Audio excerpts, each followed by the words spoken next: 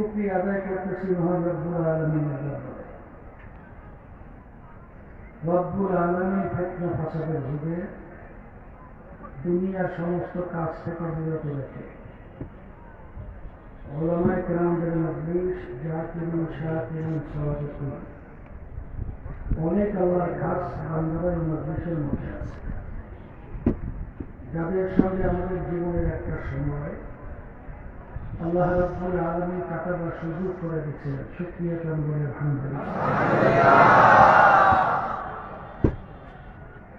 অনেক লোকের প্রাণে মাহফিলে দাওয়াত পৌঁছার পরে অনেকের সুযোগ থাকা সত্ত্বেও মাহফিলে আসে না।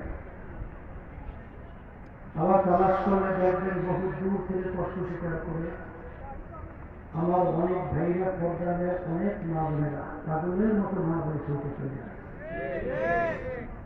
মান যাত্রা মজাবা যে যে জিনিস পাওয়ার জন্য চেষ্টা করে ওই জিনিসে পাইয়া যায়। দাদাজান আব্বাজান করোনায় ডুবে ঘুমায় আসছে। আমার আব্বাজান বলতেন,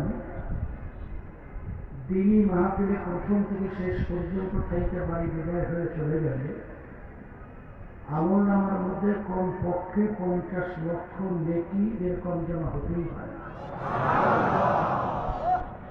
নিয়াত যাদের সহি আল্লাহকে রাজনীতির উদ্দেশ্যে যারা আসছে, রব্বুল আলামিন আমাদের আমল নামার ভিতরে লক্ষ লক্ষ নেকি দান করবে। কিয়ামতের ময়দানে আল্লাহ রাব্বুল আলামিন বান্দা বান্দীকে মাফ করার জন্য ওসিলা তালাশ করবেন। যারা মাহফিলে আসছেন নিয়াত যাদের সহি আল্লাহকে রাজনীতির উদ্দেশ্যেই যারা আসছেন, এই ওসিলা আল্লাহ রাব্বুল আলামিন মাত্র জান্নাতের ঘোষণা দিতে পারে। তবে দিন রাত্র যত যায় কিয়ামত ততই আগে আসে। কথা ঠিক না? বর্তমান যুগে বিশেষ করে বাংলাদেশের মধ্যে দেখবেন মুসলমান সন্তান অনেকেই ইসলামের প্রতি সেই আন্তরিকতার দিনাদিন কমছে। কেমন জানি দুনিয়ামুখী হইয়া আখিরাত থেকে অনেকটা দূরে সরে গেছে।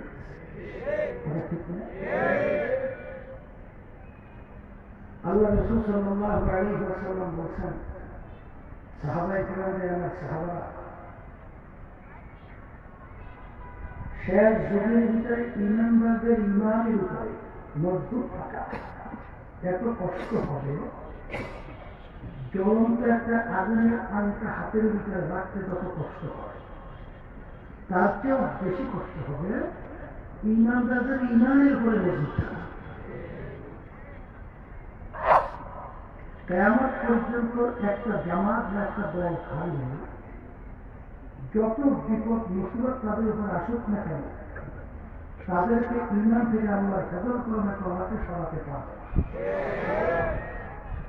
কিন্তু দলের আকৃতিটা ছোট হয়ে যাবে, সংখ্যা কম। কথা কি? যা আল হক ওয়া যাহাকাল বাতিল ইন্নাল বাতিলা কানা যাহুকা। আপনারা জানেন বাদশাহ আকবর দিনে ইলাহি প্রতিষ্ঠিত করছিল। দলে দলে ঝাঁকে ঝাঁকে ওই যুগের ভিতরে উল্লেখযোগ্য বড় আলেম জানেন না পাননি দুনিয়া আবুল ফজল দিনের লোকটার হল দিয়ে কোরআন কারীমের 30 পারা কোরআন কারীমের তাফসীর আছে। লোকটার হল ব্যবহার করে না। এত জানুটা বড় আলেম বানালি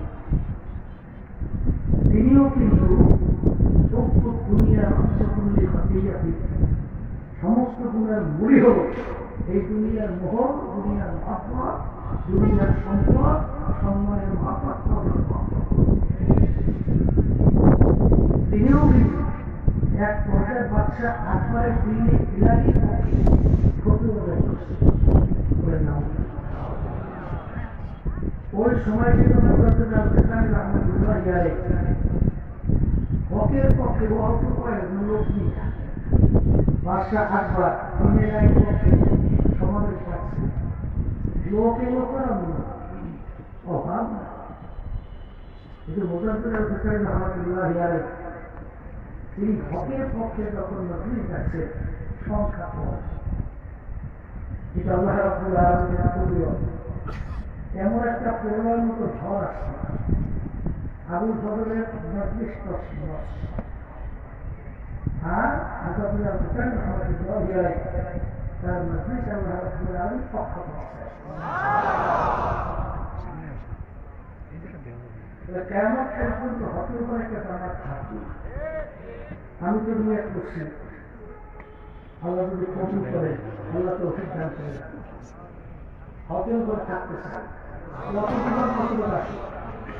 আল্লাহ তোদের সবকে চাইছে। আপনাদের কি বল,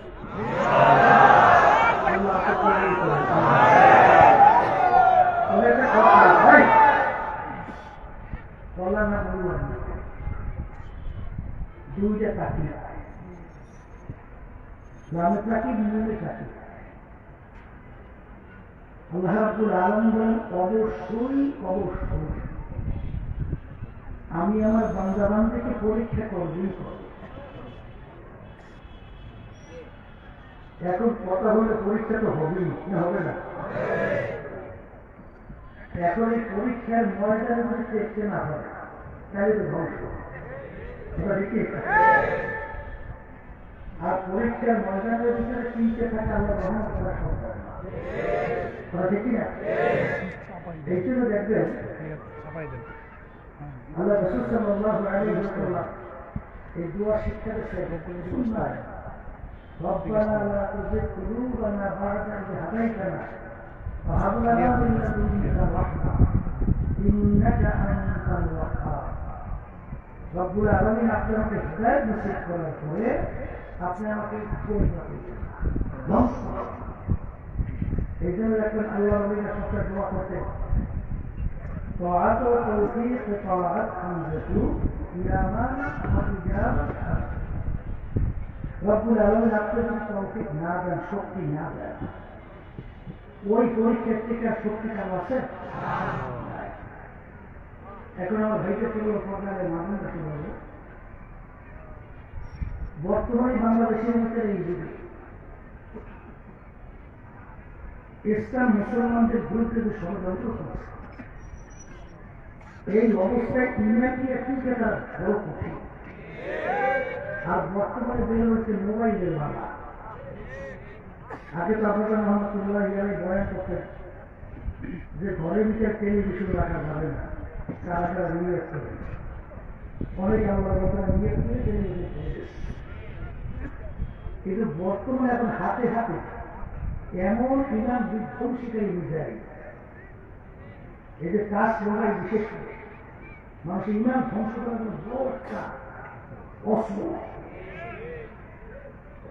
এর থেকে বাঁচার চেষ্টা করা লাগবে, এর থেকে বাঁচা লাগবে। আর আল্লাহ রাসূল সাল্লাল্লাহু আলাইহি ওয়াসাল্লাম বলছেন, রজাউন জিহাদিল আসগর ইলা জিহাদিল আকবার। হে আমার সাহাবা, ছোট যুদ্ধের থেকে বড় যুদ্ধের দিকে রওনা করলাম। সাহাবায়ে কেরাম বললেন, আল্লাহ রাসূল সাল্লাল্লাহু আলাইহি ওয়াসাল্লাম, এর চেয়ে আবার বড় যুদ্ধ কোনটা? এখন মাত্র যুদ্ধ করলাম, ময়দানের ভিতরে কাফেরদের উপর আমরা আক্রমণ করছি, ওরা আমাদের উপর আক্রমণ করছে, আমাদের লোকের সাহায্য করছে, ওদেরকে দুনিয়া থেকে বিদায় নিয়ে ধারণা করে, এসব আর বড় যুদ্ধ। আল্লাহ রাসূল সাল্লাল্লাহু আলাইহি ওয়াসাল্লাম বলেন, নফসে আম্মারের সঙ্গে জিহাদ করা একটা বড় যুদ্ধ। এই জন্য দেখবেন আমাদের যে মুজাহিদ কমিটি, এর নীতিমালার ভিতরে লেখা আছে, শয়তান এবং নফস এর বিরুদ্ধে সার্বক্ষণিক জিহাদ কি আপনি আপনি হয়তো কষ্ট করা হবে, আল্লাহ ইতিহাস বলে দেখবেন, জুন্নুন মিসরি রহমাতুল্লাহি আলাইহি দেখেন তারা আম্মারের সঙ্গে কি জন্য যুদ্ধ করছে, বাজার থেকে রওনা করছে, আমদিন খোলাছে না, আমরা ডালাই নিয়ে বিক্রি করতেছে, খাইতে না চায়, কিন্তু পয়সা নেই। এখন বিক্রি থেকে বলতেছে, ভাই আমাকে একটু আনসার দাও, বলে পয়সা, বলে আমার তো পয়সা টয়সা নাই, তবে আমার এগুলো জুতো আছে, এই জুতোগুলো বিনিময় যদি দাও, বলে জুতার বিনিময় আমাদের করো, দেয় নাই। না দেওয়া তখন সে বলতেছে, রে না তোর কাছে টাকা নাই, পয়সা নাই, তুই কেন আঙ্গুল ফল খাইতেছিস? যা আমি তোর সাথে কসম কাটলাম, আমি আঙ্গুল ফল করে খাওয়াবো। এই কথা বলে রওনা করে একজন লোক তো জন্য ছিল রহমতুল্লাহ আলাইহি কিনে তবে দোকানদারকে বলতেছে, তোমার কাছে হুজুর কি চেয়েছি? তুমি আঙ্গুল দেওয়া নাই? না, কেন? পয়সা নেই। বলে এই লোক খেয়েছিল এই জমানার কুকুর তাড়াতাড়ি যাও, হুজুরকে তাদের রাজি বুঝি করে। এখন আঙ্গুল করে জড়া নিয়ে বাড়াই গেছে, যে পয়সা তুলে রাখবেন হাতে এসে হুজুরকে দেবে। গোলাম বলতেছে, হুজুর আপনি যদি আঙ্গুল করে গরম করেন আমি আজাদ করি। তখন বলতেছেন, বাজার আমি আমার মাত্রার সাথে পছন্দ করছি, আমি আঙ্গুল করতে খাওয়াবো, পয়সা আমি খাইতে হুজুর আমি আজাদ হলাম। বলে বাজার আমি তো আগে নিজের পছন্দকে ঠিক রাখবো, তারপরে তো আমাদের মাফ করে। এই জন্য তারা নকশের সাহায্যে হাত করছে। শোনেন নাই আল্লাহ কিন্তু আপনারা রহমতুল্লাহ ইয়ালে বলতে যাক আল্লাহ আমরা ফজরের পরে এই আল্লাহ জিকিরের উদ্দেশ্যে বলছি, রাতে খাওয়া খায় না, পিঠায় না, পেটেও জবর খুঁজা। আল্লাহ জিকিরে বসছে, ওদিকে পাশ দিয়ে গরম রুটিও না, গরম রুটি ডাক দেখে দেখে যায়। এখন নকশ বলতেছে আগে রুটি খাও তারপর আল্লাহ, আর সে বলতেছে নকশ আগে আমি আল্লাহ জিকির করবো তারপর খাবো। এখন যুদ্ধ শুরু হয়েছে না, সেই জন্য দেহা শুরু হয়েছে, পেটেও দেখে যায়, সহ্য করে বলতে। এখন এক পর্যায়ে বাবার মতো খালিও বাজতে পারে, পরে দেখে কোন মোতাবেক এক পর্যায়ে আর পাইনি করতেছে না,